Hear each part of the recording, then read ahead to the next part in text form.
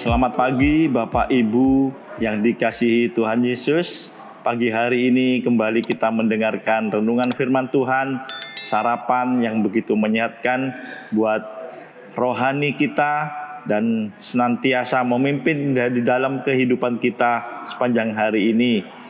Saudara-saudara, dunia saat-saat ini adalah dunia yang semakin banyak ketidakadilan, kecurangan, di mana banyak orang mencari keuntungan sendiri, kepentingannya sendiri, masa bodoh dengan orang lain mau rugi, orang lain mau menderita, orang lain mau susah. Yang penting saya untung, yang penting segala kebutuhan saya, segala kepentingan saya terpenuhi.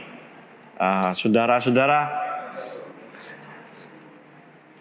tetapi kita sebagai anak-anak Tuhan, kita tidak usah khawatir, sebab kita mempunyai Allah yang adil, Allah yang mempunyai jalan yang adil. Adakah mungkin saat-saat ini, hari-hari ini, saudara-saudara yang mengalami ketidakadilan, baik di dalam keluarga, dalam pekerjaan, dalam pendidikan, dan lain-lain, saudara?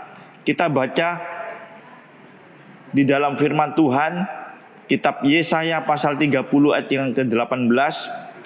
Sebab itu Tuhan menanti-nantikan saatnya hendak menunjukkan kasih-Nya kepada kamu. Sebab itu Ia bangkit hendak menyayangi kamu.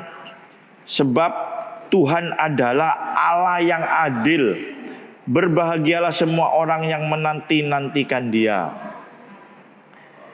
Kita baca lagi di dalam kitab Ulangan pasal 32 ayat 3 dan 4. Sebab nama Tuhan akan kuserukan. Berilah hormat kepada Allah kita, gunung batu yang pekerjaannya sempurna, karena segala jalannya adil. Allah yang setia dengan tiada kecurangan, adil dan benar Dia. Puji Tuhan. Saudara, kita tahu Tuhan ingin hendak menunjukkan kasih-Nya kepada kita melalui jalannya yang adil. Contoh di dalam Alkitab yang mengalami ketidakadilan, yaitu Yusuf. Sewaktu dia berusia 17 tahun, dia dihianati oleh saudara-saudaranya sendiri yang hampir membunuh dia. Kemudian dia juga dijual sebagai budak di negeri asing. Dan Yusuf juga pernah difitnah, dituduh akan melakukan percobaan pemerkosaan terhadap istri Potifar. Tetapi kita tahu Allah itu yang senang dengan keadilan. Dia memperhatikan Yusuf. Allah bertindak untuk membereskan ketidakadilan yang dialami Yusuf. Yusuf juga pernah dicampakkan ke dalam lubang oleh saudara-saudaranya, dan dia juga pernah masuk penjara. Tapi Yusuf mendapatkan kedudukan dan kehormatan pada akhirnya, saudara ya. Yusuf menjadi penguasa di Mesir. Jadi Yusuf ini dibela oleh Tuhan. Kita tahu kenapa Yusuf kok dibela oleh Tuhan? Karena Yusuf selalu hidup di dalam kebenaran. Saudara, kita mau lihat sifat-sifat Yusuf. Yusuf tidak dendam kepada saudara-saudaranya. Dia sabar menghadapi cobaan hidup. Dia mampu menahan hawa nafsu. Dia tidak sombong. Dia tidak protes atau bersungut-sungut kepada Tuhan.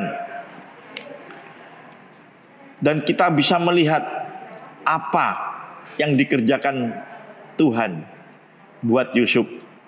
Saudara, tadi di dalam Yesaya 30 ayat 18. Sebab itu Tuhan menanti-nantikan saatnya hendak menunjukkan kasih-Nya kepada kamu. Sebab itu Ia bangkit hendak menyayangi kamu. Sebab Tuhan adalah Allah yang adil.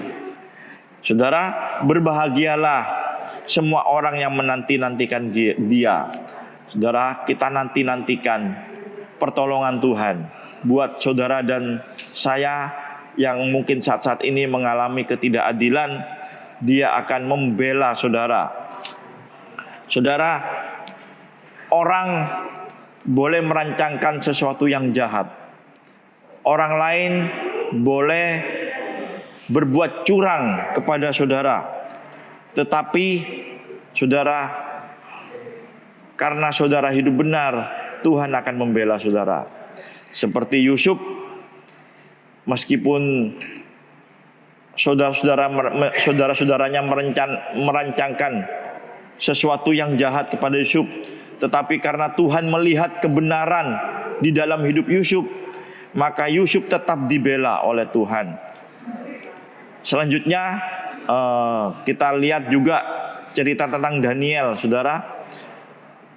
Daniel, orang boleh merancangkan yang jahat kepada Daniel, tetapi karena Tuhan melihat kebenaran di dalam Daniel, maka Daniel tetap dibela oleh Tuhan. Saudara, mari saat-saat ini, di akhir zaman ini, kita tetap hidup benar di hadapan Tuhan. Mungkin kita menerima suatu ketidakadilan di dunia ini, tetapi Tuhan tidak tutup mata. Dia hendak menyayangi kita. Dia hendak segera menunjukkan kasih-Nya kepada kita, saudara, tanpa menunda-nunda. Dan mari kita tetap hidup benar, kita tetap bersyukur kepada Tuhan, kita tetap ikuti jalannya, petunjuk-petunjuknya, dan saudara akan mengalami kemenangan demi kemenangan, keadilan yang akan ditunjukkan Tuhan buat saudara dan saya. Tuhan Yesus akan memberkati kita semua pagi hari ini. Renungan firman Tuhan sampai di sini. Selamat pagi, Tuhan Yesus memberkati.